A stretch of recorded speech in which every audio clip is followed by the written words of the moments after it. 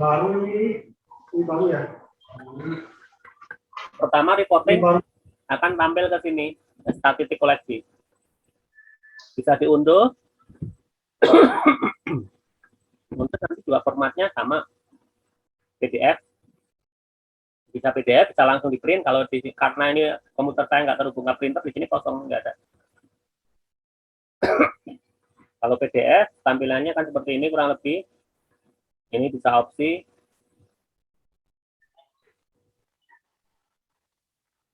Misalnya kita mau lihat grafiknya, juga bisa. Grafik juga bisa di print.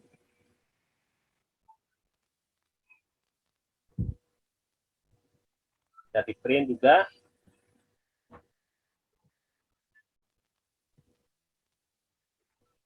Di sini nanti yang kayak tadi tipe koleksi nanti akan muncul di sini. Textbook, reference, muncul di total exemplar tadi. Karena ini total exemplar berdasarkan jenis koleksi. Ini total judul menurut GMB. Terus di sini ada 10 judul exemplar terpopuler. Terpopuler di sini dalam arti jumlah paling banyak dipinjam. Ini berarti paling banyak dipinjam selama database ini dibuat. Kalau database ini dari 2016 misalnya. Jadi ini secara global ini Mas, bukan periodik. Jadi secara global.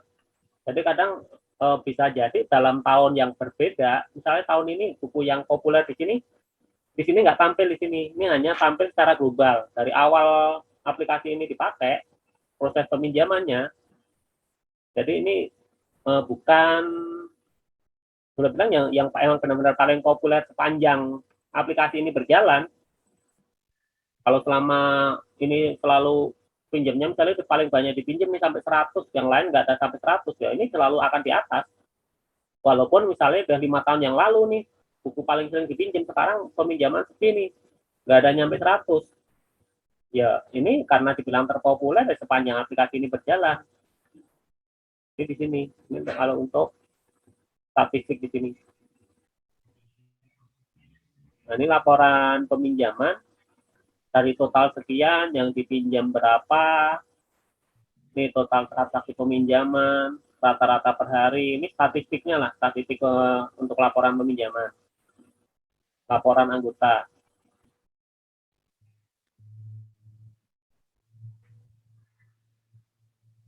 Di sini ini kayak total anggota yang aktif, karena ini kebetulan tadi ini aplikasi lama, database lama, yang lama nggak aku otak-atik, belum saya update, jadi anggota yang aktif ya punya saya tadi juga yang saya update. Padahal jumlah anggota ada sekian. Di sini nggak ada banyak perubahan. Nah, di sini kalau udah misalnya udah banyak yang pinjam nih, di sini ada 10 anggota aktif, di sini pasti akan muncul 10.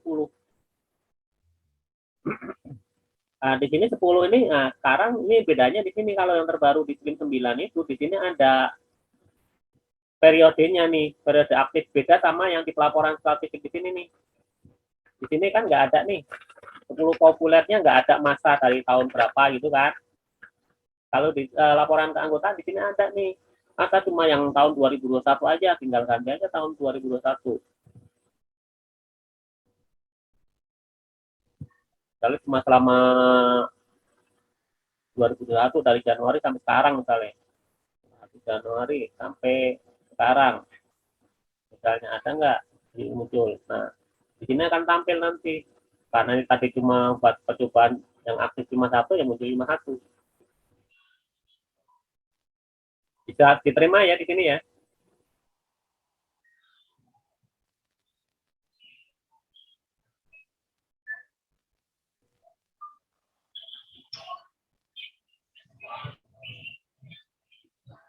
Kalau ini rekap koleksi. Ini pelaporan lainnya, rekap koleksi ini berdasarkan tergantung ini kita mau di filter apa. Tipe koleksi, terapkan. Nanti bisa cetak, bisa ke format Excel, daftar judul. Nah, daftar judul di sini Ya, bisa nggak sih bikin buku induk dari apa? Dari Slim langsung? Bisa. Salah satunya dari sini. Kalau buku induk kan biasanya berdasarkan eksemplar, bukan judul. Dalam arti gini, kalau buku induk kan nyatetnya satu-satu. Begitu ada judul yang sama, nambahnya tahun yang berbeda, otomatis daftar buku induknya akan diurutan ada tanggalnya yang berbeda. Kalau ini lebih ke rekap judul. Jadi misalnya ini untuk nih Universal Pathway ini kita ada dua eksemplar misalnya gitu loh. Ini lebih ke judulnya. Jadi memang dibilang kan daftar judul, rekap daftar judul. Nah, kalau mau buat buku induk, ngelihatnya dari sini aja, daftar eksemplar ini. Tapi ya ini buku induknya versi simple, hanya ada kode eksemplar, judul, tipe koleksi, status, eksemplarnya sama nomor panggil. Hanya ini yang akan tampil. Bisa dicetak di sini gitu. Langsung cetak misalnya. Kalau mau misalnya langsung cetak, tinggal cetak aja di sini. Klik cetak akan tercetak. Nah, ini opsi. Misalnya eksemplarnya sama, mau melihatnya hanya untuk JMD-nya, oke lah JMD-nya semua, tapi tipe koleksinya kan cuma hanya referen misalnya. Kan bisa kita terapkan. Untuk lokasinya semua, ini misalnya jumlah tercantum misalnya mau lebih dari cantuman per halaman misalnya 200, kita terapkan. Kalau emang kita koleksinya ada banyak, ini kan koleksi referensinya cuma satu nih misalnya. Untuk tipe referensi tadi. Jadi ini bisa difilter sesuai dengan kebutuhan. Filternya di sini, misalnya saya hanya kode eksemplar ini tertentu berarti cuma satu. Kalau kode eksemplar kan satu biasanya. Kalau judul, misalnya judul kayak tadi ada 15, ya nanti ini akan muncul 15.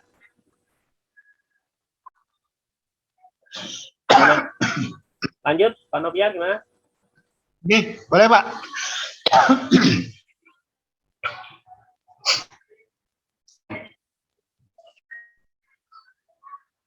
Taktik penggunaan ini juga bisa berdasarkan misalnya mau lihat judul, ini siapa yang dipinjam kapan aja sih. Jadi di sini dalam 1 tahun ini nih, jadi lebih fokusnya ke tahun. Jadi Januari judul ini yang minjam nggak ada misalnya gitu. Kita lihat misalnya tahun 2020 nggak ada yang pinjam, berarti ini karena pandemi. Nah, coba lihat kita tahun 2019 misalnya, ada nggak terapkan filter. Nah, ini kan ada pinjam nih. Ini ada beberapa yang pinjam nih. Oktober ada gitu. Ini untuk statistik penggunaan atau peminjaman. Koleksi berdasarkan klasifikasi. Nah, sini kalau ditanyain, saya pengen lihat koleksi berdasarkan klasifikasinya ada nggak? Di sini bisa ditampilkan kan klasifikasinya. Kalau misalnya kita mau hanya menampilkan klasifikasi tertentu, ya udah di sini. Misalnya klasifikasi 0 misalnya, kita klik aja klasifikasi 0, terapkan. Nah, klasifikasi 0 aja kan yang tampil kan. Jadi yang spesifik di sini, ini spesifik di klasifikasinya ini 0, 0, 10, akan dirinci seperti itu. Semua di sini kalau yang untuk klasifikasi, misalnya saya paling banyak di 600, berarti kelas 6, terapkan. Nah, di sini di 600 paling banyak koleksi saya. Jadi lebih spesifik seperti itu. Kalau mau dicetak-cetak, mau diekspor format ke Excel bisa, mau dibuat grafiknya, pengen lihat grafiknya juga lihat bisa. Nah, di sini kok nggak ada printnya, berarti nggak bisa di print. Ya kita simpan aja file ini, kita klik aja, klik. Di sini ada simpan, nih simpan gambar sebagai. Nih, filenya bisa HTML, bisa juga PNG. Kadang suka beda-beda tampilannya. Ini HTML berarti ini filenya.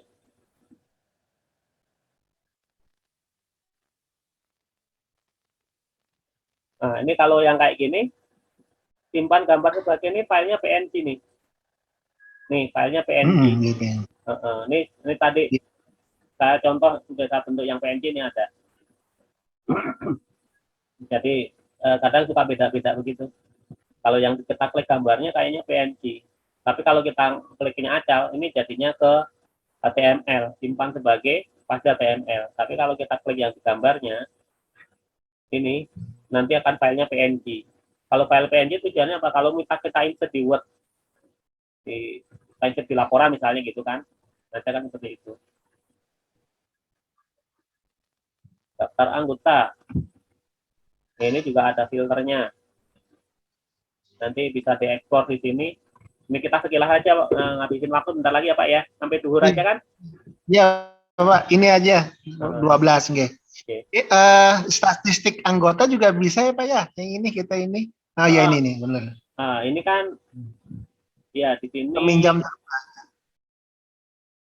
Ini baru apa nih?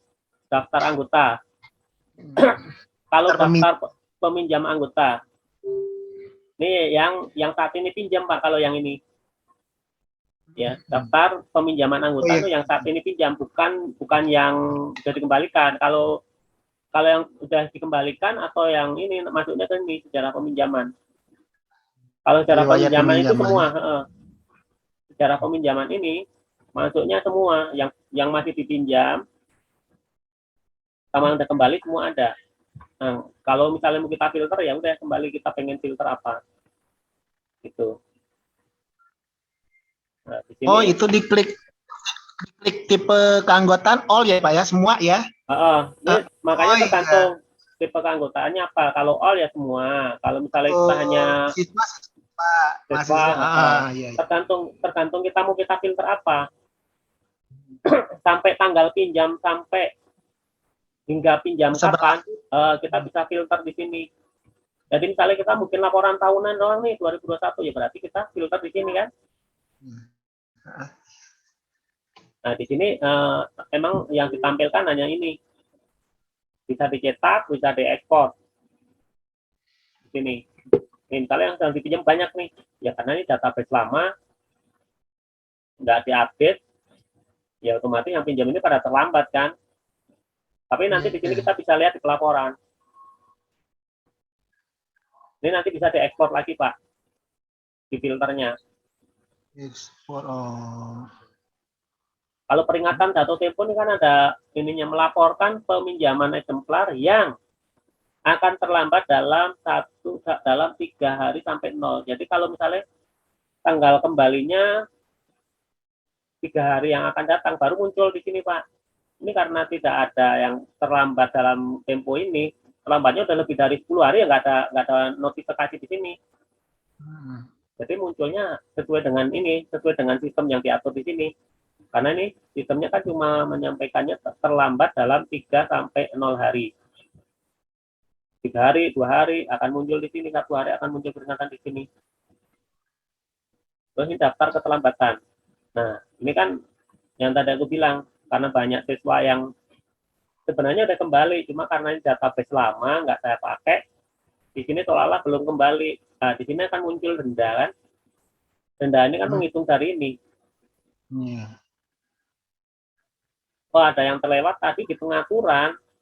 Di pengaturan peminjaman itu kan kita juga harus mengatur hari libur. Pengaturan dengan di sistem ada hari libur. Hari libur. Nah, setelan hari libur. Nah, ini harusnya diatur nih Pak. Misalnya Sabtu Minggu di checklist dulu. Kalau enggak nanti denda dihitung nih. Gitu. Malah masuk semua ya. Iya, masuk denda. Pak, masuk Sabtu Minggu masih dihitung juga gitu. Ya kan nggak etis juga gitu kan. Walaupun benar dia juga tetap minjam dibaca gitu. Cuma nggak etis hari libur itu. Karena nggak mungkin dia kembalikan hari itu kan gitu. larinya ini tuh diperhitungkan pada saat menghitung denda. Terus hari libur nasional khusus berarti ditambahkan, misalnya ini kan belum ada nih. Nah, kalau berarti saya udah menambahkan nih Pak. Tapi tahun 2020 doang, 2021 kan belum ada. Berarti mau nggak mau menambahkan lagi, ada tambah hari libur nasional khusus. Nah, setiap tahun awal tahun kan kita ada surat edaran libur nasional dan cuti bersama itu kan Pak. Ya. Kita entry itu satu-satu tuh tanggal liburnya di sini. Nah, ini saya belum nyeting masukin ini nih Pak, bener nih Nah, setelah hari libur. nanti dikomplain Bapak, kan Jumat kemarin libur. Ini kok saya dihitung denda misalnya gitu, nanti komplain Pak. Pakai Slim tapi ngitungnya manual. Aduh, Ya benar. makanya kan mungkin kita nggak di sini nggak lewat Pak. Tadi saya lupa menyampaikan, tapi saya udah saya setting kan di sini, makanya libur khusus sudah ada nih. Oh iya. Ini kan ngitungnya satu-satu, misalnya ini kan misalnya hari raya Natal gitu kan, tanggal berapa, cuti bersama. Satu tahun ya. Masukin. Gimana Pak? Sama satu Suaranya tahun. putus-putus suaranya. Kita masuk Satu-satu. kita masukin selama 1 tahun. Tapi selama 1 tahun hari libur ini kan. Jadi kita settingnya satu persatu. Nih, Kalau tanggal, masukin kalau misalnya tanggal kan bisa, misalnya tanggal kan tanggal libur mulai, misalnya kayak Idul Fitri kan berapa hari, misalnya kan bisa langsung di sini. Tapi kalau di Idul Fitri kan ada cuti bersama, jadi ada berbeda hal. Libur Idul Fitri sama cuti bersama Idul Fitri ya. Nanti kita bedakan. Kalau kita nggak mau ribet ya udah langsung libur Idul Fitri misalnya berapa hari, 5 hari, 5 hari. Misalnya kayak Pak Nopiar nih nanti tanggal 21 sampai tahun baru. Tinggal aja di sini kan. Tanggal 23 sama tanggal 4. Iya, berarti kan tinggal klik aja di sini. Tanggal 23 misalnya kan. Tanggal 23. Nah, sampai tanggal berapa? 4 Januari. Tanggal 4 Januari berarti tahun berikutnya. Ganti ya, ganti. Januari. Tanggal 4 sampai tanggal 4 kan? Oh iya. Berarti boleh aja libur tahun baru. Semester ya, 1 gitu. Tahun baru. Semester 1 misalnya gitu kan, semester 1. Tanya Pak.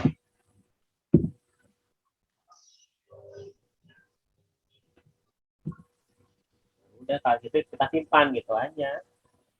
Simpan. Nah, libur-liburnya jangan sampai terlewat nih, nanti dikomplain sama siswa. Gitu. Iya. Lanjut ke pelaporan dikit lagi Pak. Iya. Pelaporan tadi sampai pernyataan jatuh tempo, daftar keterlambatan. Daftar keterlambatan ini hanya yang terlambat saja. Kalau nah ini ada tambahannya, kalau yang di SIM 9 itu ada peringatan jatuh tempo, kalau dulu nggak ada. Kalau nggak salah ya. Sekarang kalau yang daftar keterlambatan ini hanya yang kalau di sini misalnya emailnya sudah disetting, di sini bisa kirim email pemberitahuan. Kalau email, makanya email anggota dibuat. Nah di sini karena ini ada pesan error karena saya nggak aktifkan di sini di aplikasi ini. Kalau yang di kerjaan saya aktifkan. Nah terus aktivitas. Tapi itu yang online kan Pak, yang online kan ya udah ya streamnya ya. Lokal juga bisa Pak. Oh iya ya. Kalau untuk peringatan pengembalian itu lokal bisa. Yang penting komputer kita terhubung internet. Oh iya. Kan itu seolah-olah makanya sistemnya tuh mengarahkan kan. Jadi dari PIN mengirim email gitu. Selama walaupun kita PIN-nya masih lokal, tapi kalau komputer kita terhubung internet bisa bekerja itu Pak. Oh iya. Bisa. Kalau online itu yang tadi yang yang member area. Kalau member area kan ya otomatis dia di rumah kan nggak terhubung dengan komputer yang di sekolah kan. Iya. Kalau yang di sekolah, misalnya di sekolah bisa nggak? Bisa. Kalau di sekolah ada WiFi, terus komputer perpustakaannya, servernya itu terhubung dengan WiFi yang sama, dengan network yang sama ya. Ibaratnya WiFi perpus sama yang di lingkungan sekolah misalnya jadi satu nih. Itu bisa kebaca. Member area lokal areanya bisa. Kalau yang tadi dia pakai jaringan itu bisa, Pak. Poinnya di situ. Kalau masih lokal mau nggak mau kan karena servernya perpus masih lokal kan. Kalau online otomatis beda. Yang penting dia terhubung internet. Kalau linknya udah online nggak masalah. Tapi kalau lokal ya kayak tadi harus di satu jaringan. Jalan yang sama. Itu bisa melakukan peminjaman lewat tadi email tadi yang anggota tadi. Itu kadang yang tidak dipahami anak-anak teman-teman di situ. Dan itu komputernya harus aktif terus ya, Pak? Komputernya harus aktif terus ya? Kalau yang lokal ya ibaratnya dia akan transaksi selama online kan, selama SIM-nya. Kalau di perpunya jam pulang komputernya dimatiin kan otomatis anak-anak nggak bisa masuk ke database kan, ke sistem kan. Oh gitu ya. Kalau online kan 24 jam. Ya. Kalau lokal ya selama misalnya komputernya di sekolah nggak dimatikan 24 jam juga nggak masalah. Tapi anak-anak harus terhubung dengan jaringan yang sama. Makanya kadang misalnya di sekolah tiap kelas ada WiFi, itu nggak bisa jaminan terhubung. Sekarang cek dulu di WiFi perpus itu, di WiFi kelas itu bisa akses linknya nggak gitu. Kalau bisa akses berarti itu dibikin WiFi-nya itu di sekolah udah dibikin satu jaringan yang sama. Kan jaringan itu kadang bisa dipisah-pisah kan, Pak. Ya, terkait jaringan, kalau yang belum begitu paham nanti pemahamannya susah juga. Kalau sederhananya gini, misalnya di perpustakaan ada WiFi, terus WiFi itu kabel ke komputernya kita sama satu jalan, satu titik paralel kan? Paralel. Itu bisa. Terus perpustakaan ruang kelas sebelah ngambilnya paralel juga dari perpus. Itu berarti kan di satu jaringan yang sama. Dianggapnya dengan IP yang sama gitu. Intinya IP deh. Kalau IP-nya sama itu bisa. Itu kalau untuk yang jaringan ya, yang di lokal ya. Kalau online mah kita nggak usah banyak bicara terkait dengan jaringan nanti karena namanya online ya di mana aja. Tuh.